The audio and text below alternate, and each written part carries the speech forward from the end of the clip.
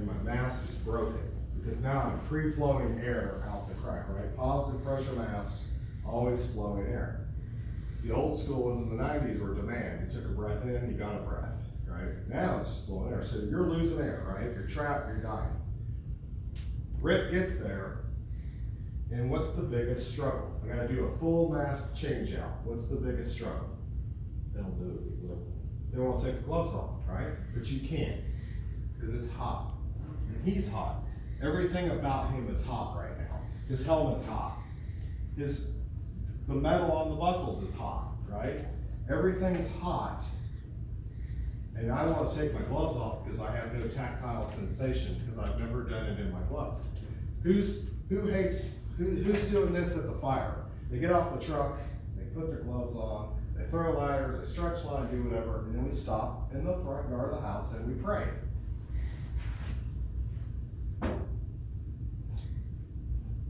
And then we start looking like the old commercial of Ozzy Osbourne trying to put the trash bag in the trash can. Can't find a glove. Maybe this one fell over here. I lost a glove somewhere. It's still in my pocket. And we spend a considerable amount of time in the front of this house trying to get our gloves on, and our helmet on, our mask on. So what we instituted at our place, 100% of the time, you mask up and mask off with your gloves on. So why we do that is,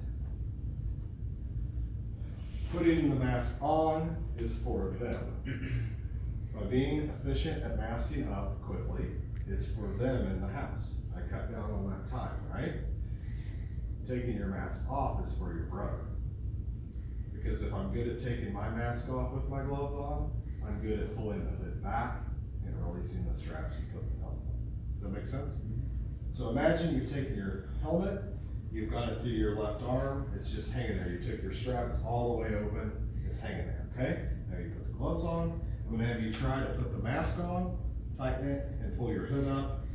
Once we're there, we'll take the hood back off and the mask off. So it's a simple exercise, something you can do in the bunk room, or not the bunk room, sorry, the base. And it helps you get used to the tactile sensation of having your gloves on. Because what will happen is in training, again, we're teaching things here, but we need things to be here. So with RIT especially, it's ultra high risk and low frequency, right? Most RIT incidents happen within the first few minutes of the fire, and it's handled by the hose line or another crew fairly close, right? So we're talking ultra low frequency. Those RIT situations that are happening deeper into the fire, maybe after you disbanded your RIT team and reassign them for something else. This is later on, okay? So go ahead and try to mask up. Are you familiar with the Scott mask? Yeah. Okay. Yeah. Okay. So the older ones were 5-point, and you had the new ones. If you leave the top ones in place, like you get them set where you like them, the mask comes off, and you can leave too, and you'll be set every time. And of course, he's it's a little negative because those aren't the gloves he's used to. That's not the hood he's used to.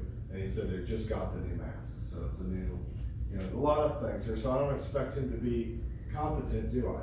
Or proficient? Is he beyond beginner? Because he's familiar with all these actions. He's familiar with what we're doing. He gets the big picture. But application side of things, right? Hey, where's it at, man? I'm not telling you. There's people dying in there. This shit is hard. So it was difficult for us too. This was something that somebody suggested out at FTGN. So I give Jim McCormick and FTGN all the credit on this. This is not something I dreamed up, but it's something we adopted as a culture in our place. You took your glove. That's a great point. Are you required to never take your glove off if you hit a snag? In real life, if you hit a snag and you gotta take your glove off, take your glove off, fix it and move on, right? It's the repetition and the constant repetition. Yeah, so remember earlier I was talking about when you flap that thing over your collar and it looks like a turtleneck? It's not only keeping that from choking at you the whole time, it's allowing air to ventilate, and when you go to grab, it's in the same spot. So I just grab like this and go.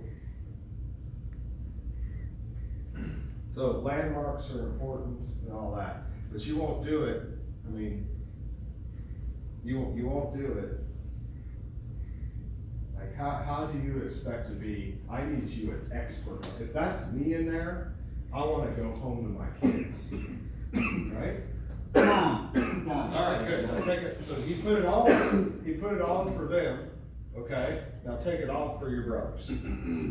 Cause that, you know how much of my hair got pulled out in our latest fire academy? Cause they get in there and just, cause now they're excited. Raise his heart rate, give him some adrenaline, put some smoke in there, make it crazy. Them boys, I was sitting there and they pulled the mask off and I had the biggest bloody lip in January from that regulator came in and just whack right in my face. I'm like, time out. I think you broke my teeth. You know, and then we figured it out. But that's a simple exercise that puts a lot of critical thinking in one place. It's a lot harder than it looks. Yeah.